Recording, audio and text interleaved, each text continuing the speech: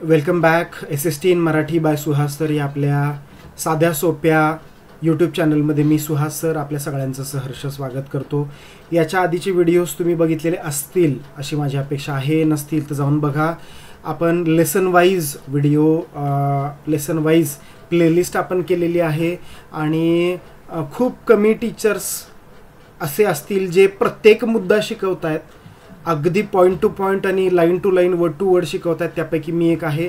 प्रत्येक मुद्दा मी मुलांना शिकवतो आहे तुम्ही, आणि तो इंडिव्हिज्युअली आहे. म्हणजे तुम्हाला समजा एखादा मुद्दा, आता समजा तुम्हाला कोड ऑफ कंडक्ट शिकायचं आहे तर तुम्हाला अख्खा लेसनचा व्हिडिओ बघायची गरज नाही की बाबा त्या लेसनच्या व्हिडिओमध्ये आता हा कोड ऑफ कंडक्ट कधी येईल आपण ते बघू बरं का. नाही, कोड ऑफ कंडक्टसाठी वेगळा मुद्दा केलेला आहे. किंवा अजून कुठला असेल समजा, आता काय समजा फंक्शन्स ऑफ इलेक्शन कमिशन वेगळं, प्रत्येक गोष्टीचा वेगळा मुद्दा आपल्या चॅनलवर तुम्हाला सापडेल. ठीक आहे, चला आता हा मुद्दा जो आहे.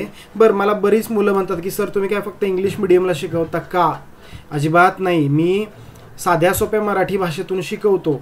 ज्यांना मराठी अंडरस्टँड होतं, ज्यांना मराठी कळतं ऐकलेलं, त्या सगळ्यांसाठी मी शिकवतो. मग तो सेमीचा असो, मराठी माध्यमाचा असो किंवा इंग्लिश मिडियमचा असो. चला आता हा जो मुद्दा आहे इलेक्टोरल रिफॉर्म. इलेक्टोरल म्हणजे निवडणुका आणि रिफॉर्म म्हणजे सुधारणा. सुधारणा काय काय केल्या गेल्या निवडणुकीच्या पद्धतीमध्ये?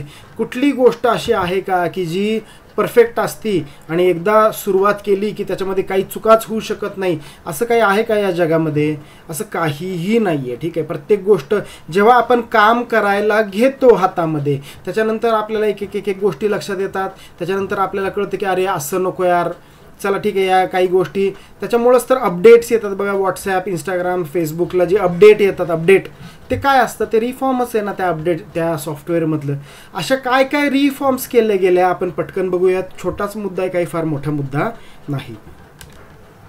बघा चला, electoral reform. Election is a continuous process. 145 कोटी लोकांचा देश आहे. इतका मोठा देश, त्याच्यामध्ये इतकी राज्य, त्याच्यामध्ये इतके जिल्हे, काय म्हणतात त्याला, ग्रामपंचायती, नगरपालिका आणि ह्याहून त्याहून इतकं आहे ना की अक्षरशः 12 महिने 24 तास 365 दिवस कुठं ना कुठं काही ना काहीतरी इलेक्शन चालूच असतं. ठीक आहे, म्हणून हे जे गव्हर्नमेंट आहे, मोदी सरकार, भाजपचं गव्हर्नमेंट, ते वन नेशन वन इलेक्शन काढायचा प्रयत्न करतंय. बघू आता ते सक्सेसफुल होत आहेत का नाही होत आहे, परमेश्वराला माहिती, पण बघूयात. पण काय हे निवडणुकी म्हणजे सगळा खेळखंडोबाच आहे आपल्या देशामध्ये तर. ठीक आहे, the future of democracy depends on election. बरोबर आहे ना? डेमोक्रेसी म्हणजे लोकशाहीचं फ्युचर याच्यावरच डिपेंड आहे ना, कुणाच्या हातामध्ये सत्ता जाणार आहे आणि तो देशाचं भलं करणार आहे का देशाचं वाटोळं करणार आहे, कशातनं कळतं? ते इलेक्शनमधून, निवडणुकांमधून कळतं. पुढे बघा चला, electoral process becomes reliable if election process gets improved. जर ही प्रोसेस इम्प्रूव्ह झाली, व्यवस्थित झाली, ह्याच्यामधल्या चुका कमी व्हायला लागल्या, तरच हे रिलायबल होईल, तरच याच्यावर लोक विश्वास ठेवतील. जर मी दिलेलं वोट,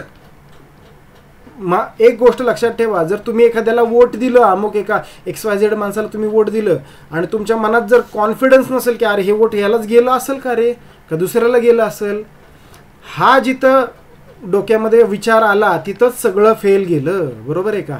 त्यामुळं ही प्रोसेस अतिशय व्यवस्थित झाली पाहिजे. पुढं बघा चला, some reforms are suggested below. What will be its effects according to you. आता काही उपाय इथं दिले गेलेले आहेत. ते उपाय कोणते कोणते आहेत आपण पटकन बघायचं आहे. बघा चला पटकन.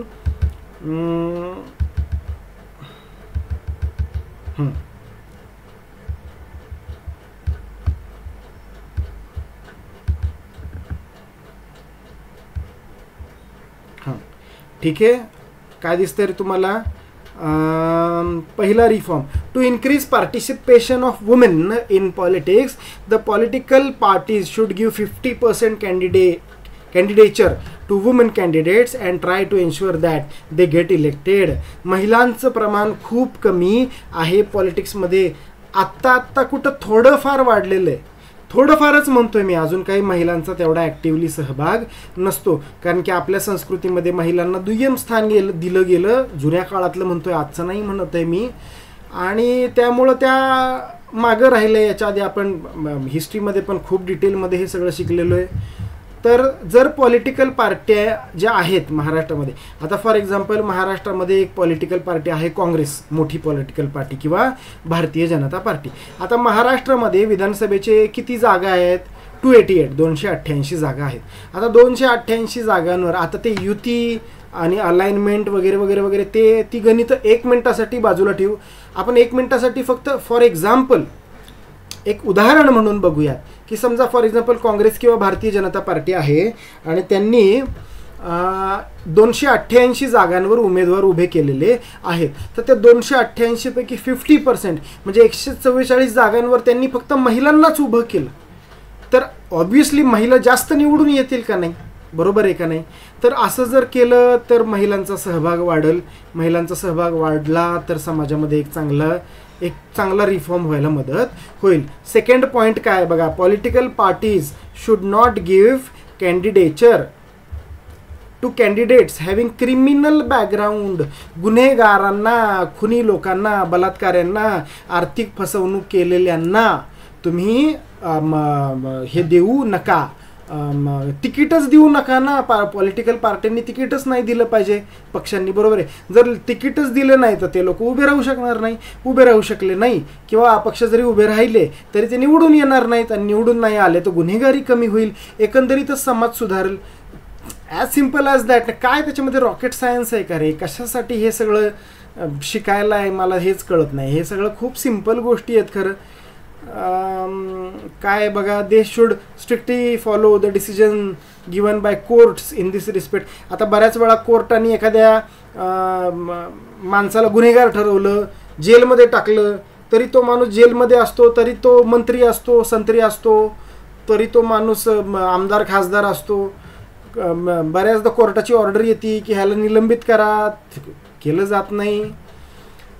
बरेच फॅक्टर आहेत त्याच्यामध्ये, बरेच फॅक्टर आहेत. जेवढा आपण विचार करू ना तेवढं हे टकुरं फुटायची वेळ येईल आपली.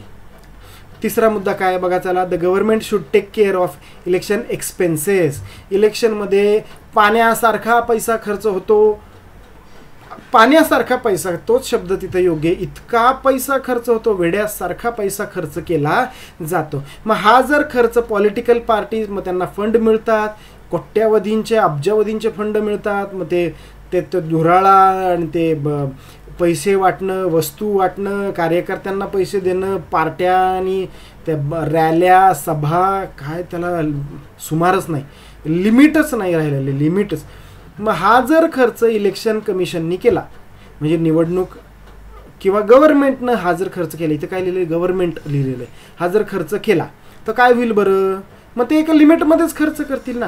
बघा पुढं, आता हे आपण थिअरॉटिकली म्हणतोय बरं का, प्रॅक्टिकली हे होईल का नाही मला अजिबात माहीत नाही, कारण की थिअरी आणि प्रॅक्टिकलमध्ये भाऊ जमीन आसमानाचं अंतर त्याच्यामध्ये असतं. पुढे बघा, to ensure that parties will not make misuse of money and mismanagement of money during elections can be stopped. असं हे म्हणतायत की जर गव्हर्नमेंटनीच जर याचा खर्च केला, निवडणुकांचा खर्च केला, पण मी तुम्हाला गॅरंटेड सांगतो, मला आपल्या महान भारत देशावर इतका भरोसा आहे की गव्हर्नमेंटनी जरी खर्च केला तरी व्हायची ती काशी होणारच आहे, व्हायचा तेवढा पैसा खर्च होणारच आहे.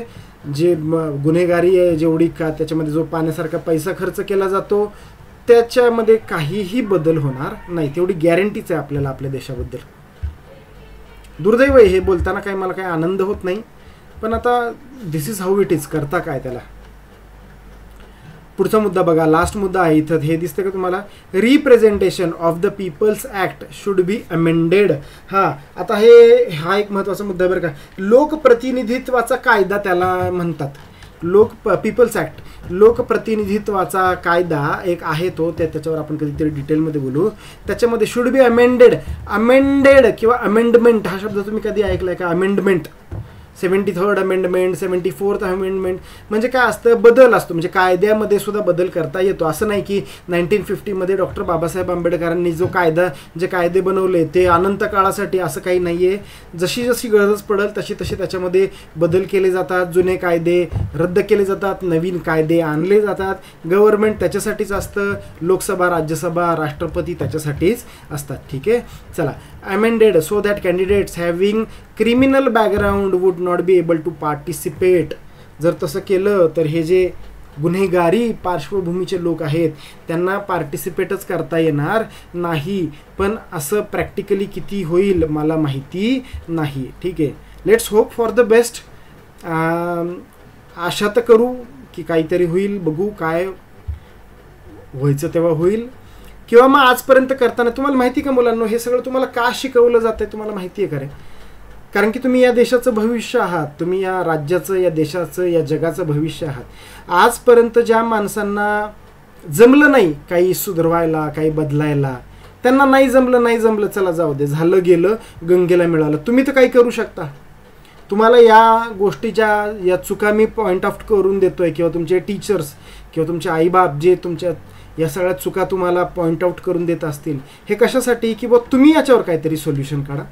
आजपर्यंत यांना जमलं नाही किंवा आम्हाला जमलं नाही, तुम्ही काहीतरी शोधून काढा. मोठं झाल्यानंतर तुम्ही हा देश सुधारवा.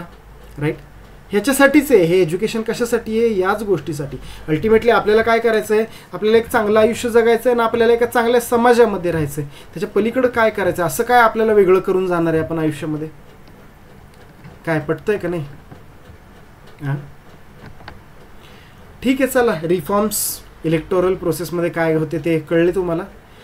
थांबूयात आपण या व्हिडिओमध्ये इथंच. पुढचा मुद्दा बघूयात एका नेक्स्ट व्हिडिओमध्ये. तोपर्यंत tata, bye bye, see you.